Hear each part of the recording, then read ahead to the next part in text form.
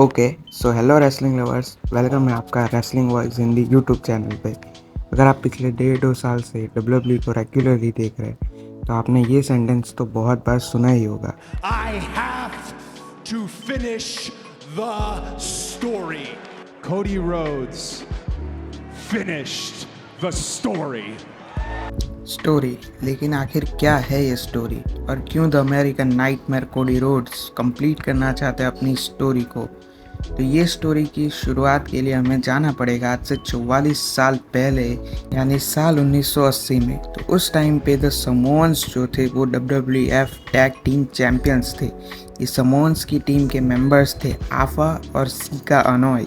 Caeca अनोय और कोई नहीं बल्कि हमारे रोमन रेंस के फादर है और उनको चैलेंज किया था WWF टैग टीम चैंपियनशिप्स के लिए डस्टी रोड्स और पैट पैटरसन। और आप सब जानते हैं कि डस्टी रोड्स जो थे वो फादर है हमारे कोडी रोड्स के। तो 1980 में इस मैच में डस्टी रोड्स चाहते थे कि वो द समोन्स टीम को हरा के पैट पैटरसन के साथ बन जाए new WWF tag team champions. But the Samoans उस रात डस्टी रोड्स और पैट पैटरसन को हरा के अपनी चैंपियनशिप रिटेन कर लेते हैं और डस्टी रोड्स का वो चैंपियनशिप जीतने का ड्रीम वहीं पर टूट जाता है। तो इस तरह डस्टी रोड्स तो अपनी स्टोरी को फिनिश नहीं कर पाए, लेकिन उनके बेटे यानी कोडी रोड्स ने ठान लिया था कि वो पूरा करेंगे अपने फादर का अधूरा ड्रीम। वो रोड्स फैमिली के लिए जीतेंगे WWE चैंपियनशिप। तो इस तरह डस्टी रोड्स तो अपनी स्टोरी को फिनिश नहीं कर पाए, लेकिन उनके बेटे यानी कोडी रोड्स ने ठान लिया था कि वो पूरा करेंगे अपने फादर का अधूरा ड्रीम। वो रोड्स फैमिली के लिए जीतेंगे WWE चैंपियनशिप। तो इस तरह कोडी रोड्स ने बचपन में ही बड़े होकर एक रेसलर बनने का सोच लिया था और उनके कई सालों के हार्डवर्क के बाद साल 2007 में उनको डेब्यू करने का मौका मिला WWE कंपनी में। हालांकि कोडी रोड्स के WWE में शुरुआती साल कुछ ज़्यादा अच्छे रहे नहीं, लेकिन उनकी लाइफ का one of the best moments आया साल 2013 में, जब उन्होंने अपने भाई डस्टिन रोड्स यानी गोल्डस्ट के साथ मिल के शील्ड के दो मेंबर्स रोमन रेंस यानी सेथ रॉलिंस को टैग टीम मैच में हरा के जीते थे WWE टैग टीम चैंपियनशिप्स और डेडिकेट की थी वो जीत अपने फादर डस्टी रोड्स को। लेकिन उसके बाद साल 2016 में कोडी रोड्स खुद WWE से अपने रिलीज़ की रिक्वेस्ट करते हैं और WWE के द्वारा उनको रिलीज़ भी किया जाता है।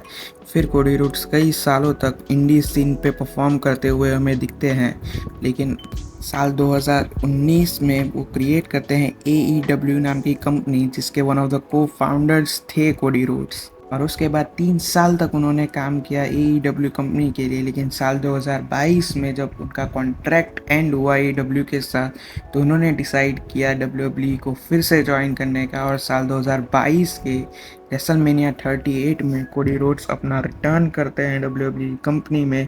लेकिन उसी साल जून के महीने में सेथ रॉलिंस के खिलाफ हेल इन अ सेल मैच की प्रिपरेशन के दौरान कोडी रोड्स को इंजरी हो गई थी अपने मसल में और उनको रिंग से दूर रहना पड़ा कई महीनों तक। उस मसल इंजरी के बाद कोडी रोड्स अपना रिटर्न करते हैं साल 2023 के रॉयल रंबल में, और ना सिर्फ रिटर्न बल्कि वो जीतते भी हैं रॉयल रंबल। और उन्होंने फैसला लिया कि वो रेसलमेनिया 39 के मेन इवेंट में रोमन रेंस को हरा के जीतेंगे WWE अनडिस्प्यूटेड यूनिवर्सल चैंपियनशिप और पूरा करेंगे अपने फादर डस्टी रोड्स का अधूरा ड्रीम। लेकिन ब्लड लाइन डोमिनेंस की वजह से कोडी रोड्स रेसलमेनिया 39 में चूक जाते हैं उस मूवमेंट से। लेकिन जैसे कि कहा जाता है कि you are not done until you finish, Cody Rhodes ने भी हार नहीं मानी और उन्होंने जीता 2024 का रॉयल रंबल और 26 साल बाद बन गए 2 back to back Royal Rumble जीतने वाले सिर्फ चौथे रेसलर।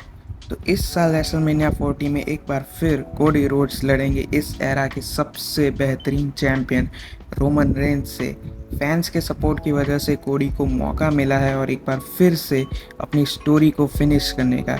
तो क्या इस साल नाइट 2 के मेन इवेंट को जीत के अपनी मदर मिशेल रूबियो के हैंड ओवर कर पाएंगे और अपने लेट फादर डस्टी रोड्स की स्टोरी को क्या कर पाएंगे फिनिश कोडी रोड्स? ऐसे मैं तो बहुत एक्साइटेड हूँ इस बार की रेसलमेनिया को लेकर, स्पेशली नाइट 1 मेन इवेंट जिसमें हमारे हॉलीवुड रॉक भी होंगे रोमन रेंस के साथ, और नाइट 2 को वो पूरी ट्राई करेंगे अपने भाई रोमन रेंस को जिताने की।